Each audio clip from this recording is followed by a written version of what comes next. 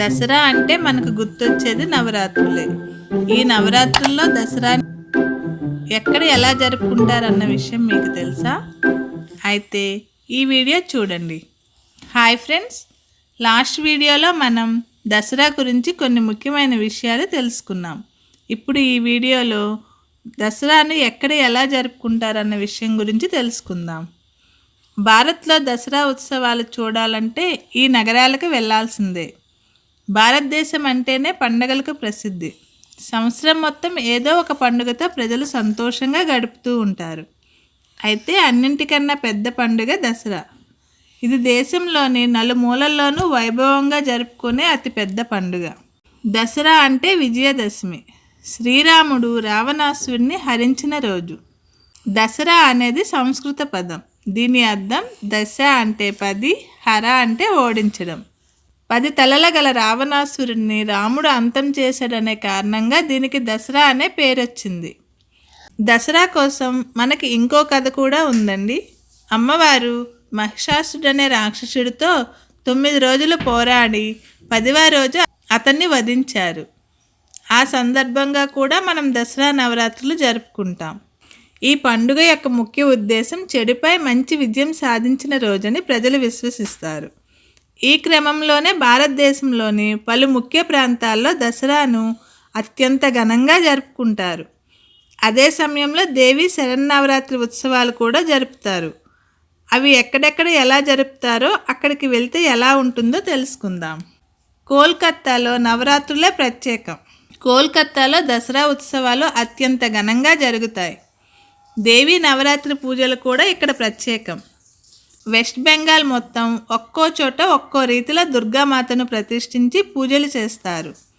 దసరా ఉత్సవాల సందర్భంగా కోల్కత్తా మొత్తం ప్రత్యేక శోభను సంతరించుకుంటుంది. ఇక్కడ స్థానిక సాంప్రదాయ నృత్య కేరింతలు సైతం సందర్శకుల్ని ఆకట్టుకుంటాయి. ఢిల్లీలోని రామ్లీలా.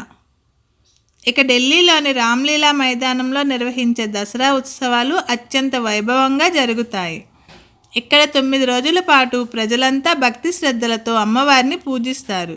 అదే సమయంలో రంగస్థల నటులు రామాయణ కాలంలోని కథలను నాటకాల ద్వారా ప్రదర్శించి ఆకట్టుకుంటారు.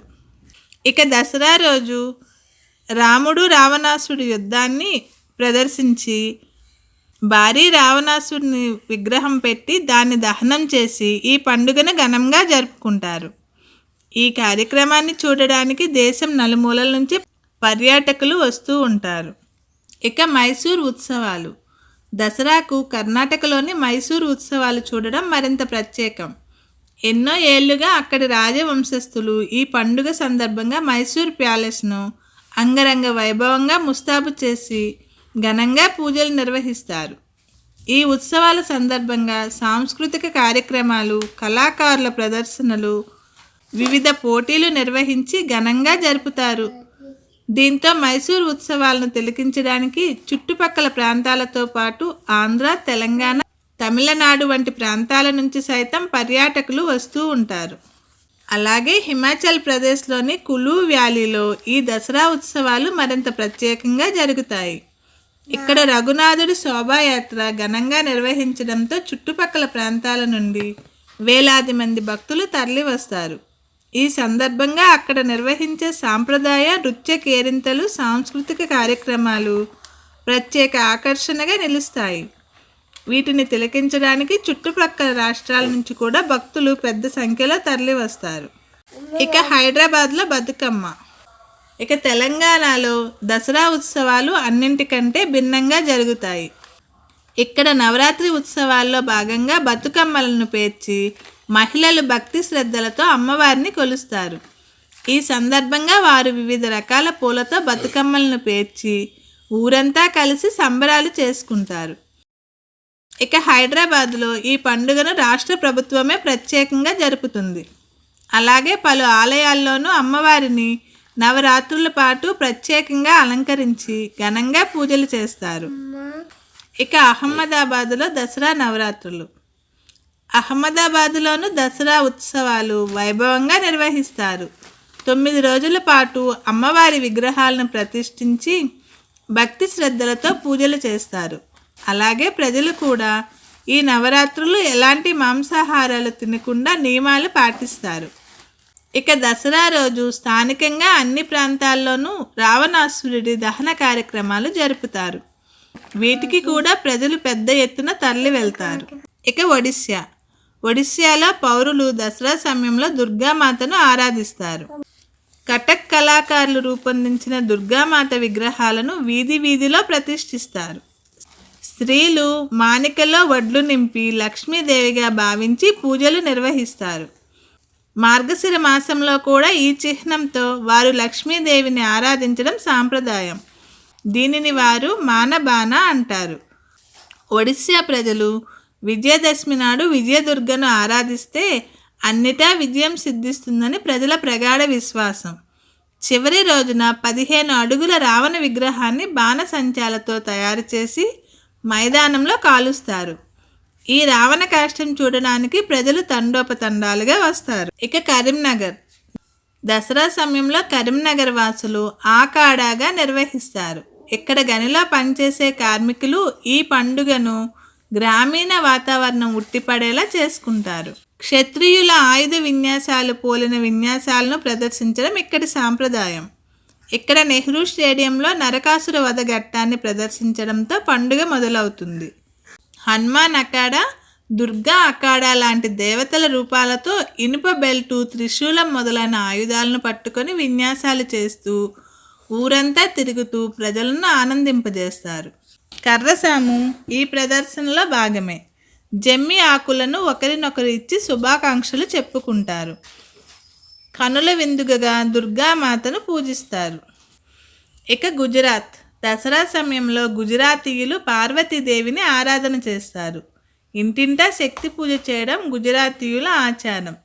ఇంటి గోడల మీద శ్రీచక్రాన్ని, త్రిశూలాన్ని, శక్తి ఆయుధాన్ని పసుపుతో చిత్రించి పూజిస్తారు. ఆ గుర్తుల సమీపంలో పొలం నుండి తీసుకువచ్చిన మట్టితో వేదిక తయారు చేసి దానిపై బార్లీ, గోధుమ విత్తనాలను చల్లి దానిపై మట్టి ఉండపెట్టి దానిని నీటితో నింపి పోకచెక్క, వెండి లేక రాగి నాణెం వేస్తారు. ఆ మట్టి కుండను వారు దేవిగా భావిస్తారు.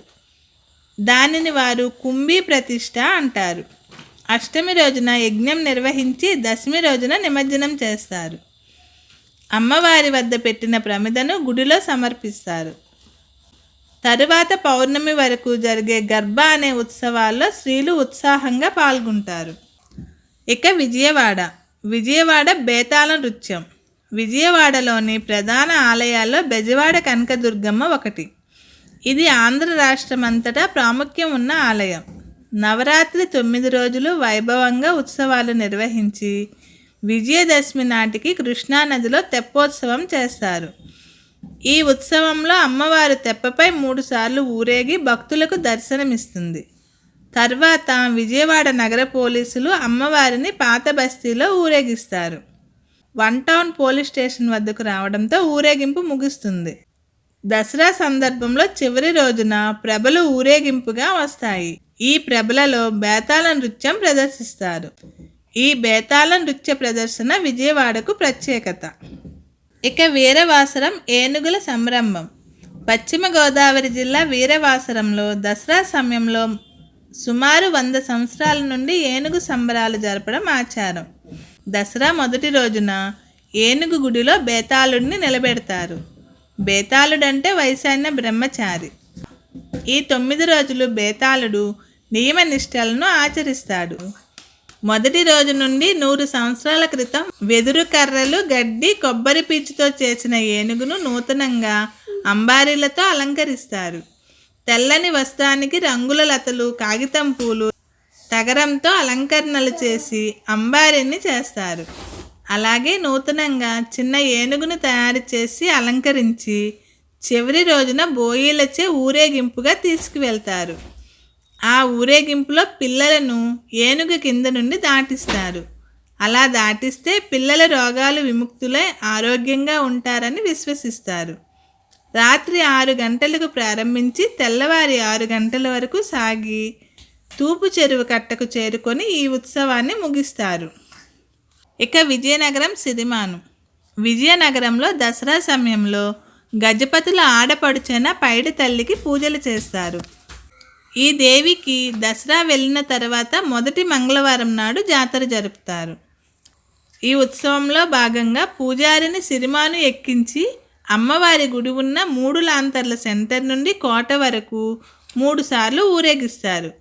ఈ ఉత్సవం చూసేందుకు చుట్టుపక్కల పల్లెల నుండి ప్రజలు ఎడ్ల బండిలో 3 రోజులు ముందుగా వచ్చి రోడ్డు పక్కన గుడారాలు వేసుకొని ఉత్సవం చూసి ఆనందిస్తారు.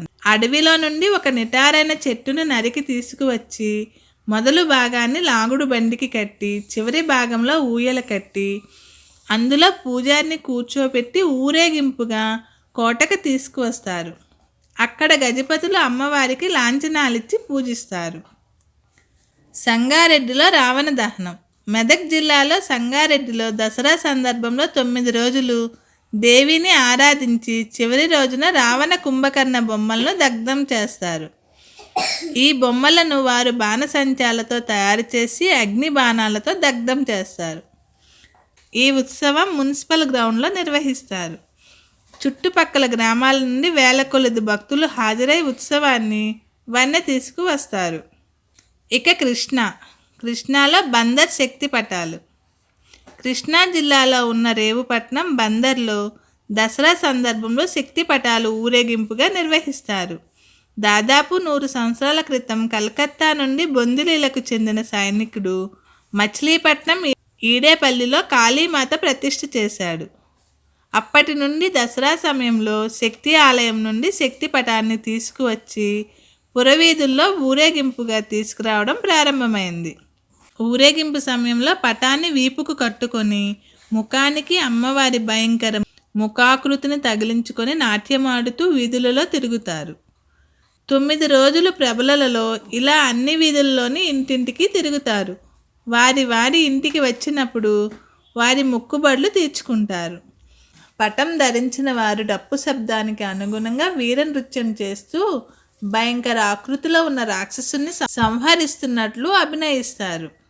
చివరి రోజున మచిలీపట్నం కోనేరు సెంటర్కు తీసుకువచ్చి జమ్మి కొట్టడంతో ఉత్సవం ముగిస్తుంది. ప్రకాశంలో ఒంగోలు కళాకారులు.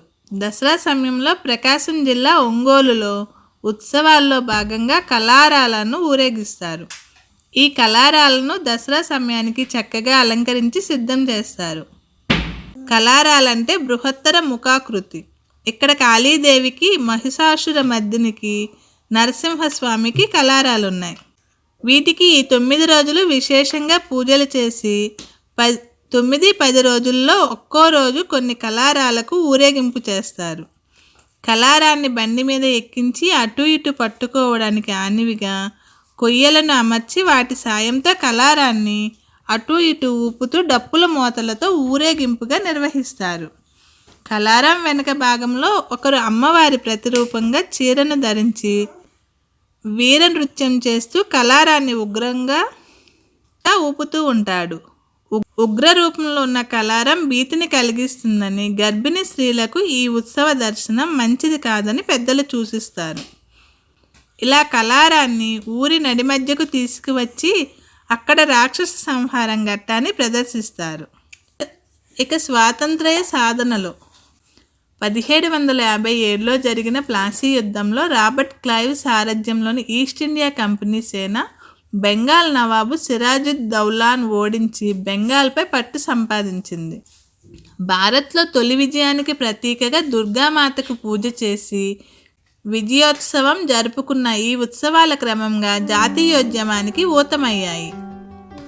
అంతకుముందు ఇళ్లకే పరిమితమైన ఈ దసరా నవరాత్రులు క్రమంగా సామాజిక రూపం దాల్చటం కీలక పరిణామం.